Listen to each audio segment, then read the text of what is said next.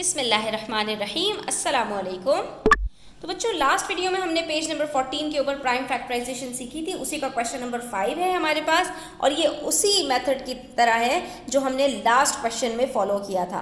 तो page number 15 पर आइए, वीडियो एंड तक देखिएगा और इसका हम क्वेश्चन सॉल्व करते हैं। अब हमारे पास जो नंबर है वो 1350 है। 2 से स्टार्ट किया क्योंकि इसके आखिर में इवन नंबर है।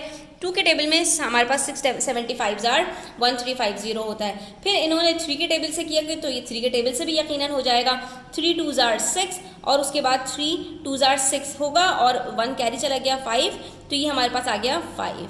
अब ये 2 2 5 3 के टेबल में नहीं आ सकता क्योंकि इसका जो सम है, नहीं ये आ सकता है, सॉरी। तो हम इसको अभी यहाँ पर दोबारा से 3 के टेबल से करते हैं क्योंकि इसका सम 9 आ रहा है। तो 3 7 21, 1 कैरी दिया 15, 3 5 15।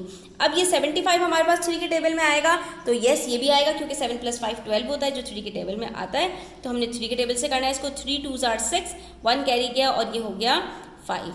अब 3 25 75 होता है। अब ये 25 हमारे हम पता है सिर्फ 5 के टेबल में आता है, तो 5 5 25 और आखिर में बचा 5। तो ये हमारे पास इसके प्राइम फैक्टर्स क्या क्या बन गए, 2 × 3 × 3 × 3 × 5 × 5।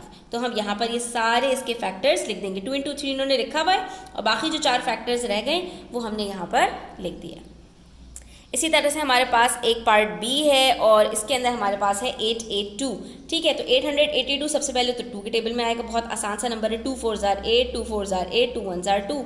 अब ये नंबर हमारे पास 2 के टेबल में नहीं आएगा, हाँ 3 के टेबल में आएगा क्योंकि इसका सम हमारे पास 9 आ रहा है। तो हम 3 के टेबल से करते हैं। 3 1 3, 1 कैरी दिया 14 हो गया।